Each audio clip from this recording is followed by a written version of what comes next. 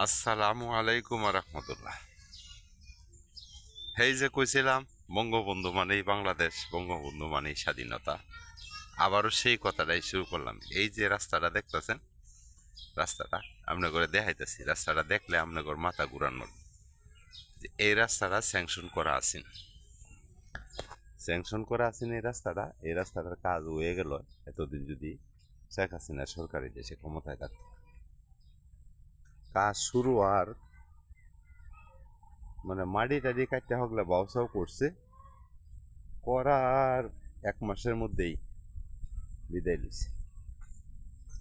এখন আর এই কাজটা এখন আর হইতেছে না, একবারে স্টপ হয়ে গেছে, একবারে বন্ধ। অবস্থা জনগণের যে একটা দুর্ভোগ, চাইলেই দেখা যাব যে জনগণের দুর্ভোগটা কতটুকু। দুর্ভোগটা এখন পর্যন্ত লাগিয়ে আছে, কাজটা আর হইল না। ইউনিয়ন সরকার আসার পরে এই কাজটার স্যাংশনটা বন্ধ করে দিচ্ছে, একবারে স্টপ। কাজটা আর ওইতে দিল না। শত শত মানুষ এই রাস্তাটাতে চলাফেরা করে, গাড়ি চলাফেরা করে, কিন্তু কাজটা একবারে স্টপ করে বন্ধ করে দিচ্ছে। এর কারণটাই জানতাম না। এখন গেলে কয় এটার কাজ বন্ধ হয়ে গেছে, সরকার এই রাস্তাটা চায় না।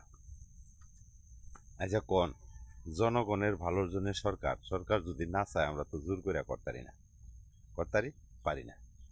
কিন্তু এই কাজটা কখন হবে এটা আমরা এখন আরও কইতারি না, কারণ এখন আর সরকার ক্ষমতা নাই, ওই রকম দেশে উন্নয়নও নাই। এখন উন্নয়ন হইতেছে কিরম জানা, খাই যে যতানি খাই তারে অতানি উন্নয়ন হইতেছে, খাওয়ার পার্টি তো। আজকে সরকার সকালে একটা মাদ্রাসার না একটা স্কুলের কমিটি কইতাছে, কমিটির মধ্যে কইতাছে 17 বছর তারা খাইছে, অন্য সভাপতি তাগর ওইবার দিতাম না, তারা ওইটা তো 17 বছর যে শুধু আওয়ামী লীগই কমিটি ছিল তা না, বিএনপির লোকজনও ছিল।